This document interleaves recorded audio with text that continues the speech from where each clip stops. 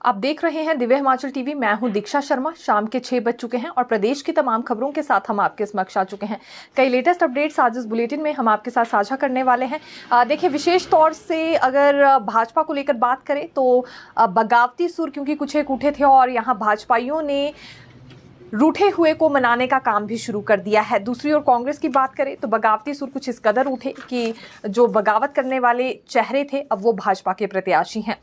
लेकिन यहाँ भाजपा किस तरह से काम कर रही है डैमेज कंट्रोल करने का, ये जानकारी हम आज आप तक पहुंचाने वाले हैं। और कौन सी नई नियुक्तियां भाजपा में हुई है ये भी अपडेट बिल्कुल हम आपको देने वाले हैं। मंडी संसदीय सीट पर प्रतिभा सिंह की ओर से एक नया दावा किया गया है, बात इस बारे में भी करेंगे। और भाजपा प्रत्याशी कंगना रनौत आज कहां दौरे पर थी, क्या कुछ उनकी ओर से कहा गया है। दलाई लामा से भी इन्होंने मुलाकात की है, कैसा अनुभव इन्होंने बताया है अपना दलाई लामा से मिलने के बाद, ये भी जानकारी बिल्कुल हम आपके लिए लेकर आए हैं। देखिए, सुधीर शर्मा की ओर से एक बयान सामने आया है जिसमें वो भाजपा के 34 एमएलए को काउंट कर रहे हैं। हालांकि भाजपा के पास अभी 25 ही एमएलए हैं, लेकिन ये 34 की काउंटिंग कैसे कर रहे हैं ये जानकारी भी बिल्कुल हम आप तक पहुंचाने वाले हैं। सुधीर शर्मा की गणित आखिरकार क्या कुछ कहती है ये विस्तृत रूप से चर्चा हम आपके साथ करने वाले हैं। लेकिन शुरुआत मौसम से करना चाहेंगे क्योंकि हिमाचल प्रदेश में बारिश बर्फबारी का सिलसिला थम नहीं रहा है।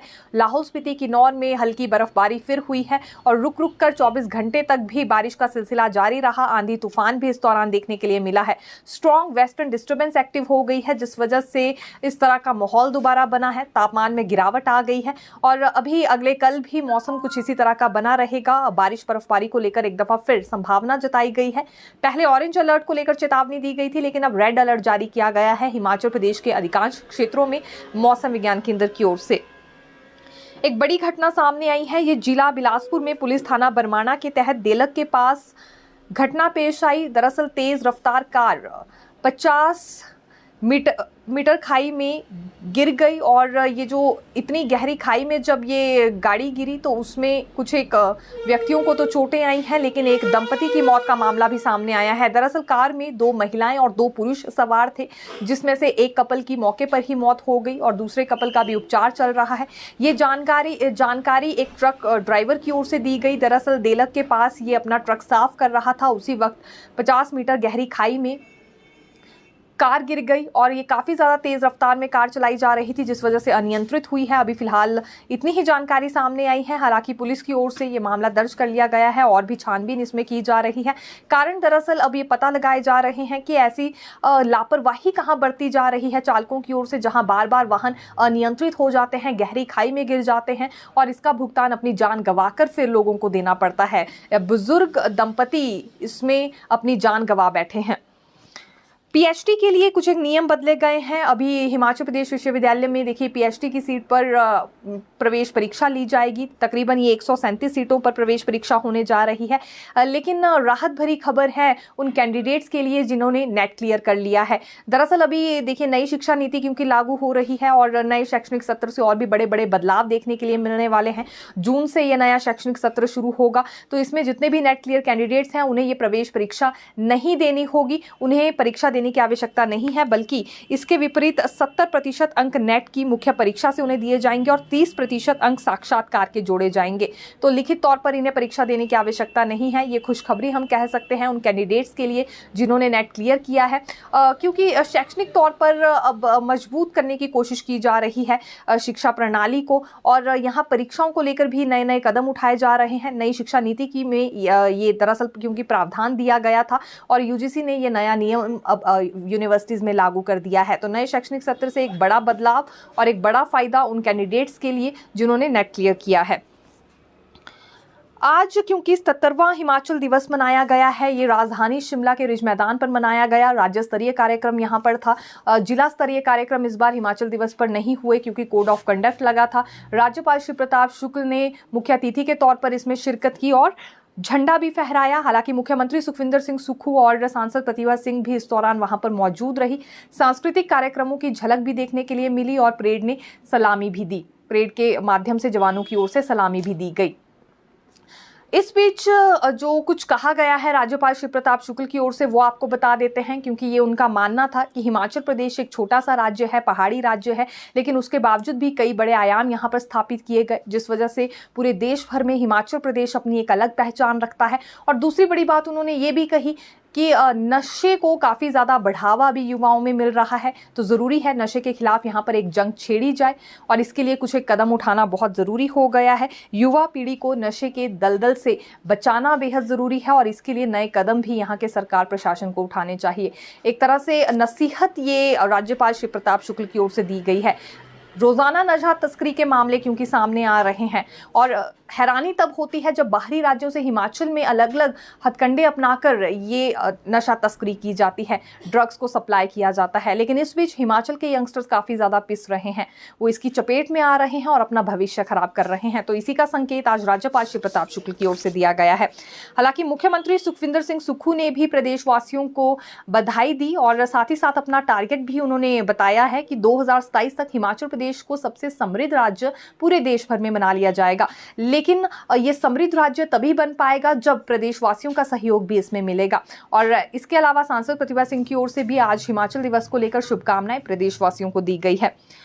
अगली बात करना चाहेंगे जो कांग्रेस की ओर से ऑब्जर्वर तैनात किए गए हैं। हिमाचल की 3 लोकसभा सीटों पर कांग्रेस ने ऑब्जर्वर तैनात कर दिए हैं। आखिरकार ये बड़ा जिम्मा किसे दिया गया है, कौन कौन से नाम यहां सामने आए हैं, आपको बता देते हैं। मंडी लोकसभा सीट के लिए संजय दत्त को ऑब्जर्वर बनाया गया है। हालांकि ये सह प्रभारी भी हैं हिमाचल प्रदेश के, जबकि हमीरपुर लोकसभा की जिम्मेदारी अनीस अहमद को दी गई है। कांगड़ा सीट का ऑब्जर्वर यहाँ धीरज गुज्जर को बनाया गया है। और कांग्रेस के राष्ट्रीय अध्यक्ष मल्लिका अर्जुन खड़गे की मंजूरी के बाद महासचिव केसी वेणुगोपाल ने देर रात ऑब्जर्वर तैनात किए जाने को लेकर आदेश जारी कर दिए थे, लेकिन पिछले कल हम ये जानकारी नहीं दे पाए थे क्योंकि 6 बजे के बाद इस तरह के आदेश जारी हुए हैं।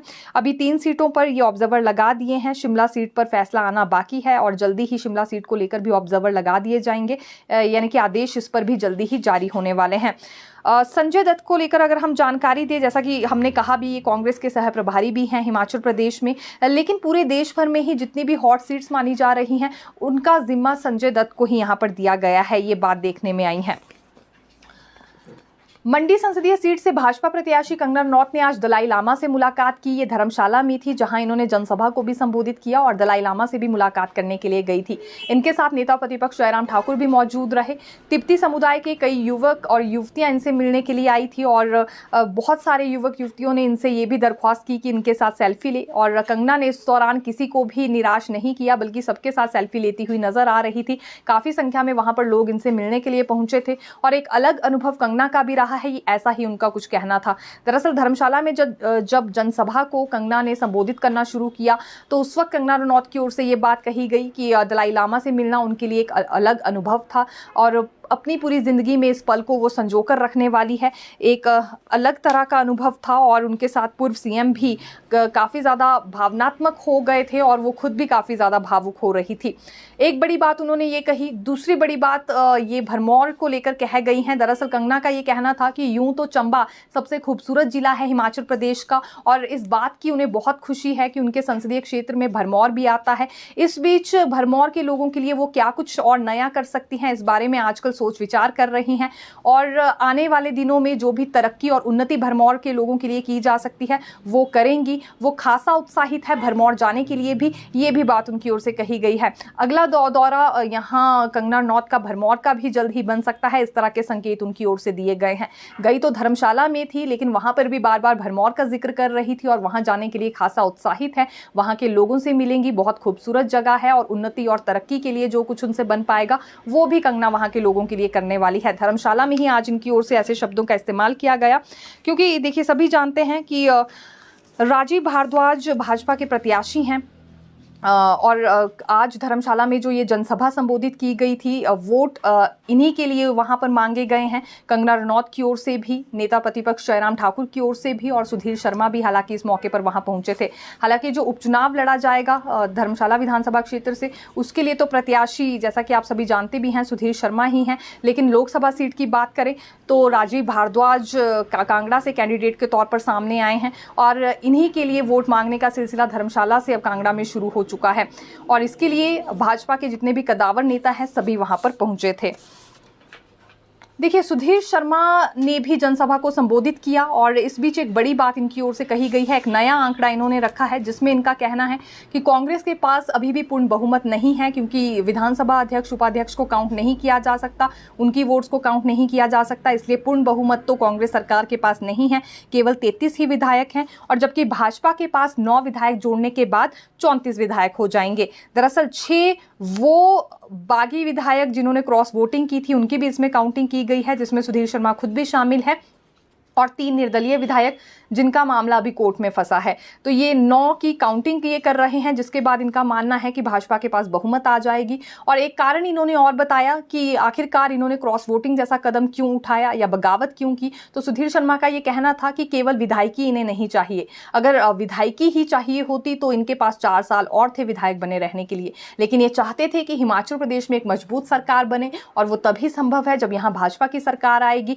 इसीलिए इनकी ओर से ये कदम उठाया गया है। अगला 5 साल का जो कार्यकाल रहने वाला है, ये नई दिशा पूरे देश की निर्धारित करेगा, इसलिए जरूरी है प्रधानमंत्री नरेंद्र मोदी के नाम पर ही वोट दिए जाएं। ये भी इन्होंने धर्मशाला से के लोगों को संबोधित करते हुए कहा, और ये भी कहा कि एक बड़ा सहयोग धर्मशाला का रहना चाहिए मोदी की जीत पर। मंडी सीट पर प्रतिभा सिंह की ओर से भी दावा किया गया है। दरअसल क्योंकि विक्रमादित्य सिंह को टिकट दे दी गई है, और प्रतिभा सिंह का ये कहना है कि इससे पहले भी मंडी संसदीय सीट पर जो आशीर्वाद लोगों का मिला है वो कांग्रेस को ही मिला है।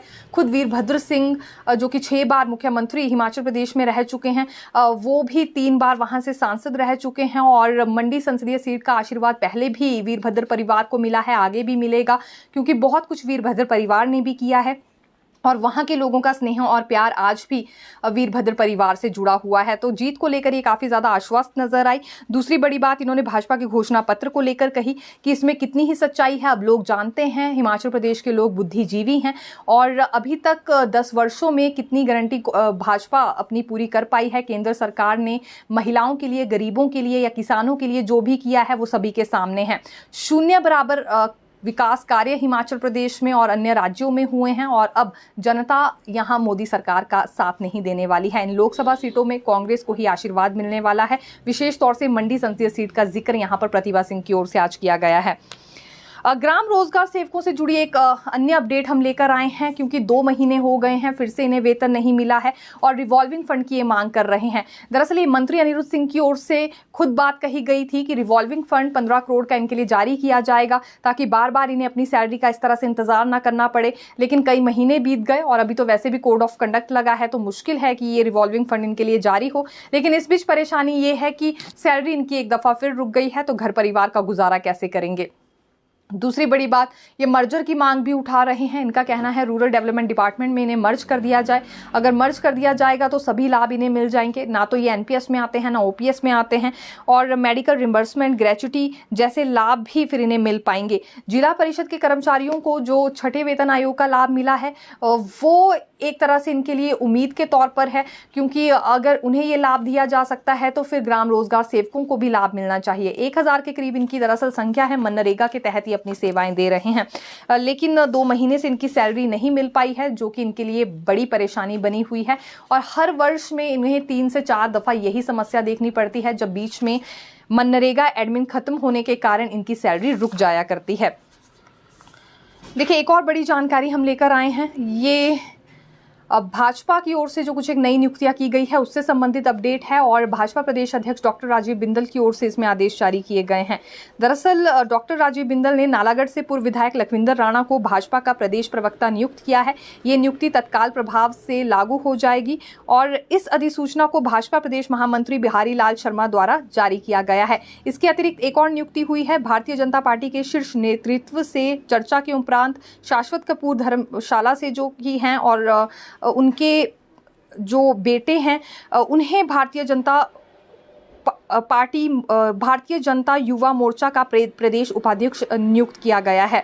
ये जो शाश्वत कपूर हैं, ये सांसद कृष्ण कपूर के बेटे हैं, और इन्हें प्रदेश उपाध्यक्ष के तौर पर नियुक्त किया गया है। हालांकि ये नियुक्ति भाजपा पूर्व मोर्चा अध्यक्ष तिलक राज द्वारा की गई है। दरअसल रूठे हुए को मनाने का सिलसिला भाजपा में शुरू हो गया है। सभी को तो टिकट नहीं दी जा सकती, लेकिन इस बीच कोशिश ये हो रही है कि कोई ना कोई नई जिम्मेदारी हर नेता को दे दी जाए, जिससे वो खुश और सहमत रहे। तो ये ये 2 नियुक्तियां हुई हैं। एक तो देखिए जो नालागढ़ से पूर्व विधायक लखविंदर राणा हैं, इन्हें प्रदेश प्रवक्ता नियुक्त किया गया है। और दूसरा, जैसा कि हमने कहा, जो शाश्वत कपूर हैं और जो उनके जो कि कृष्ण कपूर के बेटे हैं, उन्हें भी यहाँ पर उपाध्यक्ष के तौर पर नई नियुक्ति दी गई है। तो ये जानकारी हम आपके लिए लेकर आए थे। फिर मिलेंगे नई खबर के साथ। देखते रहिए दिव्य हिमाचल टीवी। धन्यवाद।